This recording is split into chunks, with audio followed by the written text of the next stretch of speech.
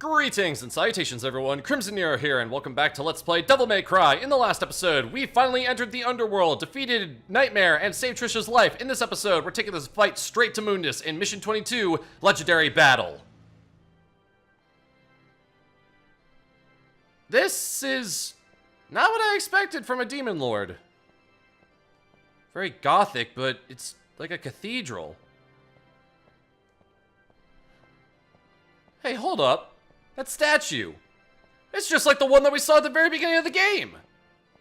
Was Mundus watching us the whole time? Again, I must face a Sparta. Strange fate, isn't it? Strange and ironic that it will end the same way. Hey-o! More good one-liners from Dante. Nice. Look, there.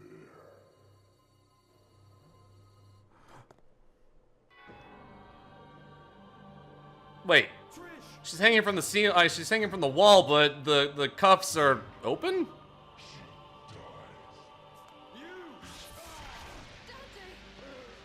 I've been impaled again, 3 times.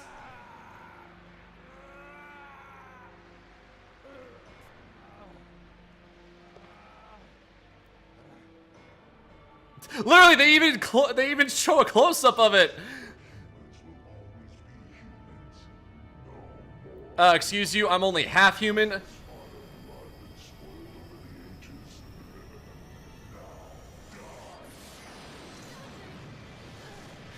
And then she even breaks free and... Oh. Oh. Trish, no. Useless scum. Failure is one thing, but taking an odd behavior like that. What is the matter? It is time to end your pitiful life. You're not the only one who has magical eye powers. Mine are red. How much longer are you going to keep zapping? Come out and show yourself, Mundus! Oh, hey, look, pre-rendered cutscenes.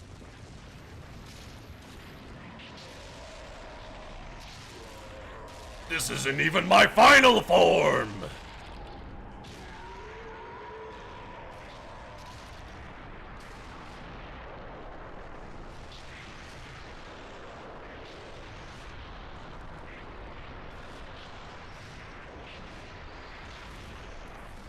Oh, he's even got wings. Space battle!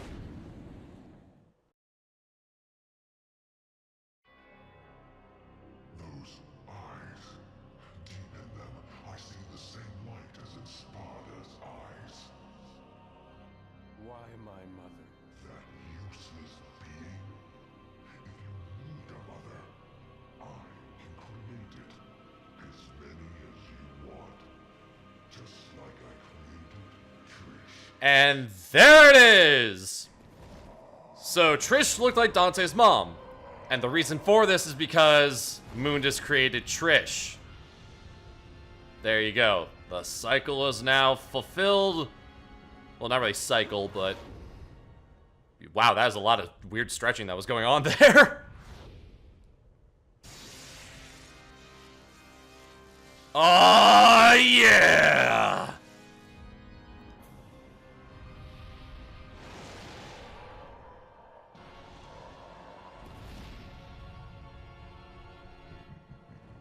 Let's do this, Mundus. Alright, and beginning this with full DT and using our special attack, a giant dragon! And now this becomes Space Harrier? Like I mentioned when we were doing the underwater sections, yeah, every time that the developers, Team Little Devils, tried to do a control scheme that wasn't just the core gameplay, it just felt weird, and this definitely goes through it. This is like inverted controls, and up is down, and down is up, and left is right, and but yeah, this part of the fight, just focus on just dodging his attacks, as hard as it may be sometimes, and getting your DT up as much as possible so you can use that big dragon attack. Just spam your firearms button as much as you can and make sure that you get Mundus. Wait, is that gonna hit? It did hit! I thought he was just gonna fly through it and it would just have counted for nothing. I like that. I appreciate that. That's a lot of meteors. But yeah, so interesting thing. When we first got Sparta, the thing is, it does not have a double trigger. It does as much damage as your normal hits with Alistair would do if you were in double trigger, but it does not have a double trigger state itself because they were saving Sparta's DT for this climatic fight. And now we move on to phase 2. You definitely want to make sure that you don't take a whole lot of damage during the first phase, during that space fight, because you really want to make sure that you have enough health and DT for this phase, mainly so you can just go absolutely crazy on Mundus. Just stinger him until the cows come home. He will spawn these orbs that if you break them, they will give you more DT. So, you know, keep that in mind. Ah, didn't quite get him. There we go. Get out of here, Mundus.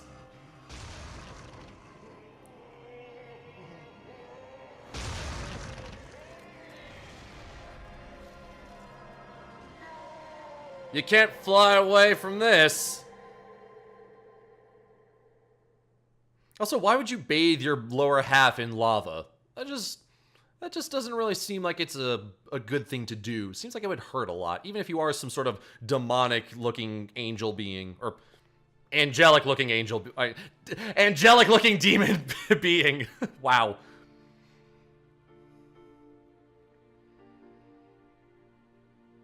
Oh, thanks, Trish. My mother risked her life for me, and now you too.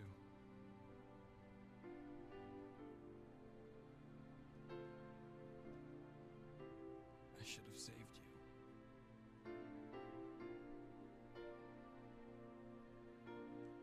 I should have been the one to fill your dark soul with light. And there it is! Probably the most well-known moment from Devil May Cry 1. I should have been the one to fill your dark soul with light. Hey, it was 2001. Voice acting standards were still a little bit different than what they are today. I appreciate the effort, though. This was my mother's. Now I'm giving it to you. Then again, Devil May Cry has always kind of had a cheesy vibe to it, so why not just embrace it?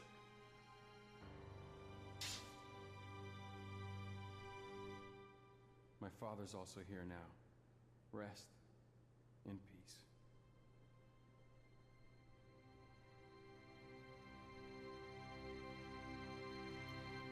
And that's the end.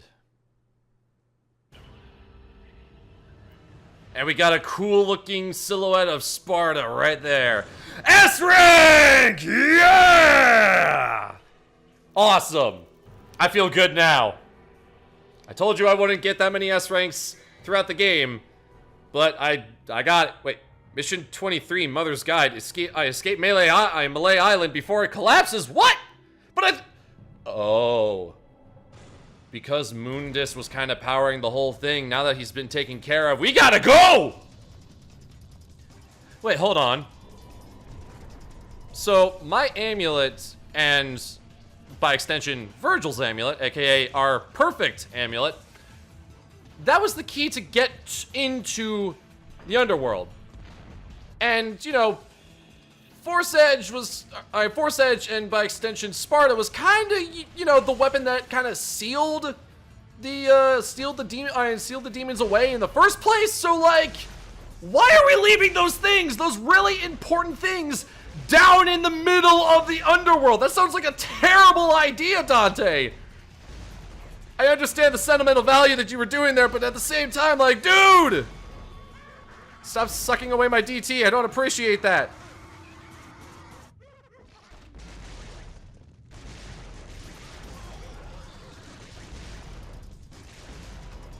Yeah, but definitely wouldn't be basically a giant homage to old 2D beat 'em ups if they didn't have some sort of escape, some sort of daring escape at the end. Hey, untouchable.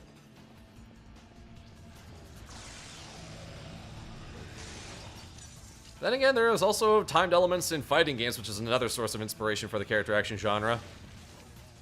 You know what? Forget the frost. I'm out of here. If I don't need to fight them, then I won't.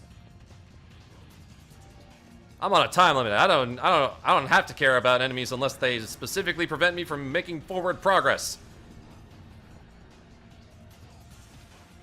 Oh, wrong way. I'm wasting time!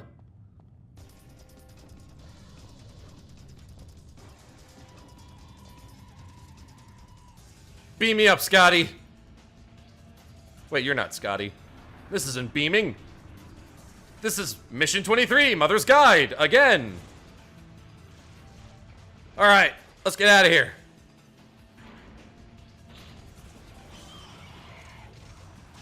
Run at the speed of Devil Trigger.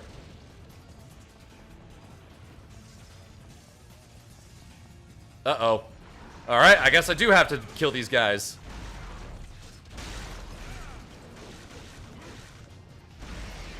Well, fine.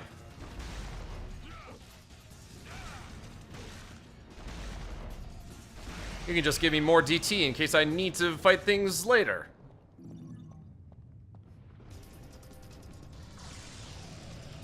Open the door, let's go!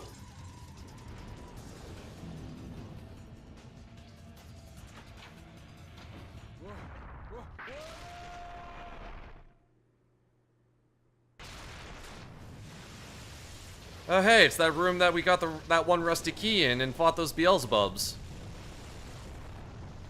And also fought those Cyclopses in that one secret mission.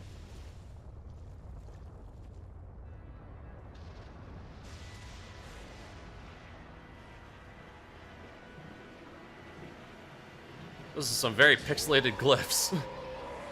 Whoa, hey, whoa! You're back? But I thought I beat you! The gate has been opened. Dante, you are not getting away. This is where you will die. I'm not going anywhere. Besides, there's no place to go. Look around. This will be your burial ground as well. Alright, the real final battle against Mundus! Well, this is technically more of a victory lap. But if we use Vortex, it makes quick work of him and his lava self with hands?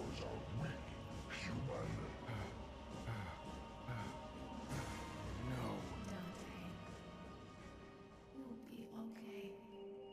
You can do it. What? Mother. What? Dante, use my power.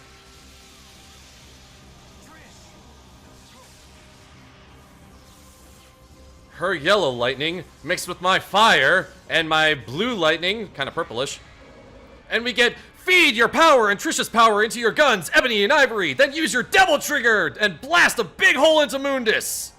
Sounds good to me. Let's rock! Just gonna taunt him a couple times just for the heck of it. And then to build DT. It looks like we have a winner. Jackpot. Yeah! Jackpot!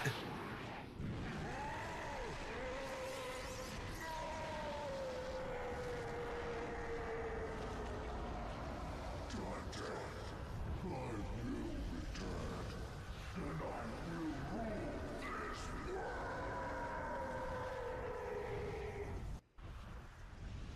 Goodbye.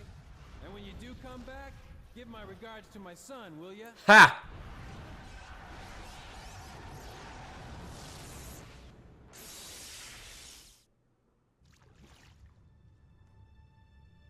I have no idea how you survived. But it's good to see you again, person who stabbed me in the back and shot me with lightning.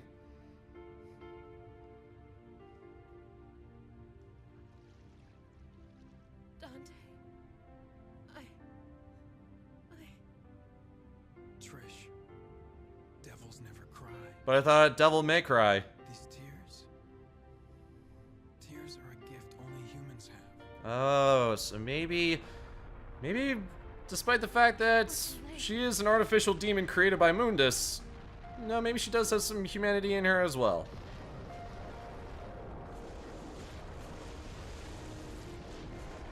No, Trish, it's never too late.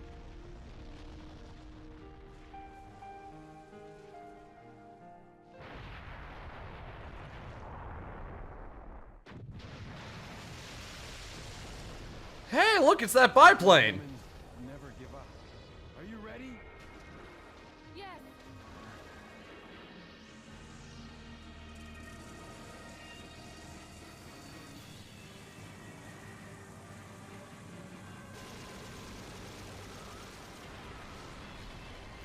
Time to make our daring escape. Let's rock. Yeah! Time for the real final part. And hey, look, it's a control scheme that isn't quite the normal gameplay, and it's still really iffy. Whether it was underwater controls, or flying around as Sparta's DT, or even this, you know, if it's not the normal character action stuff, that the control scheme is a little iffy. Luckily, I have a long enough health bar that I can withstand some of these hits.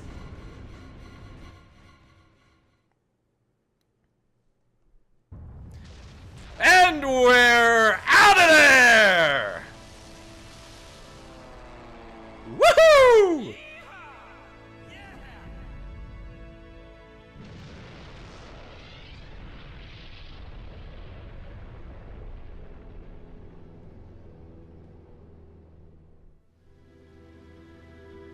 The sky.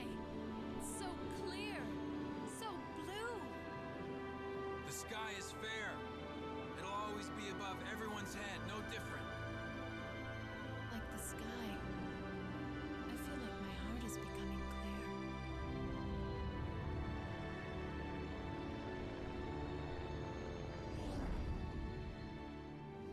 Let's not forget, though, the Underworld's evil is still alive. They will someday return. There's no need to worry, right? Because the world has the legendary Dark Knight Dante. And his sidekick. And his sidekick. Nice!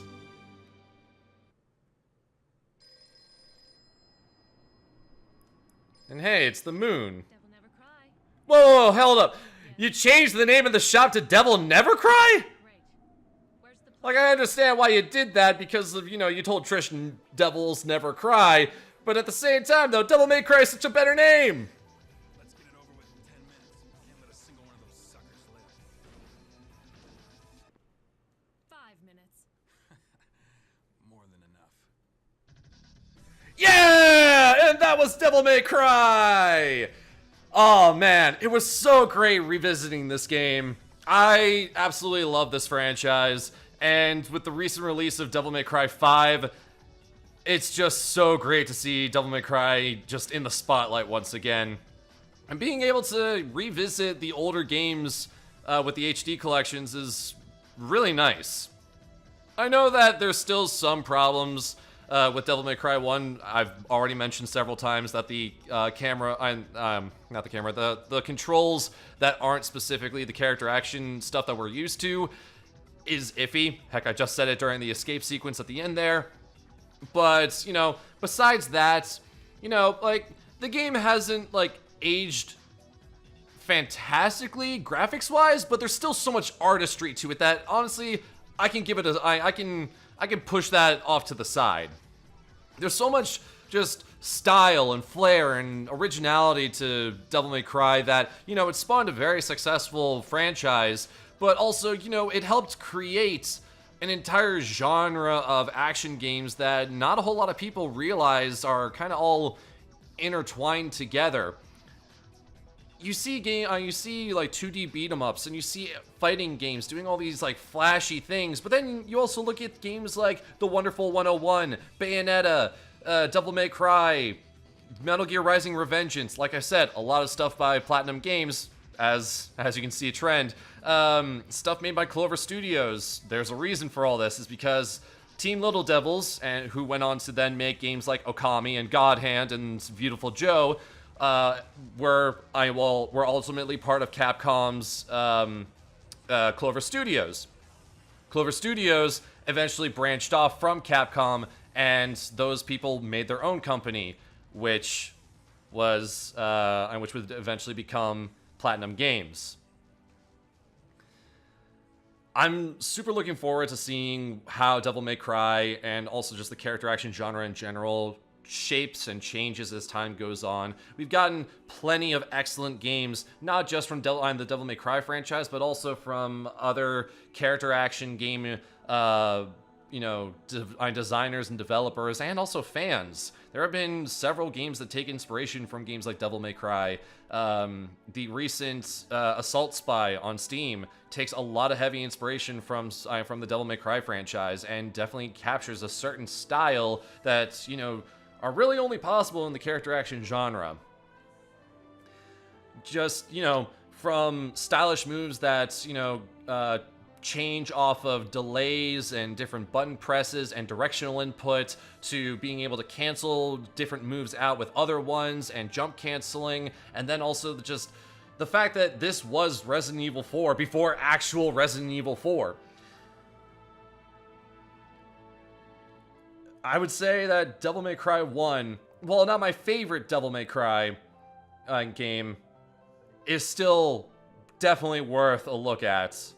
And it's good to know that people like Shinji Mikami and Hideki Kamiya went on to do such great work even after Devil May Cry 1. An excellent addition to your collection. Whether you're a brand new fan of Devil May Cry or you had never tried it out before, definitely give this one and also just the franchise a look. And like we get to do at the end of Resident Evil titles, we get to see what how our overall performance was throughout the entirety of the game. We got to see on mission 23, but overall, I didn't do half bad. A lot of B's, several A's, and even a few S's with just a couple of C's in there.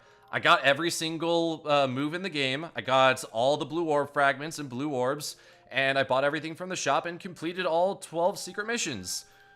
I didn't necessarily have the most stylish combos, but overall, I would say I did a fairly decent job.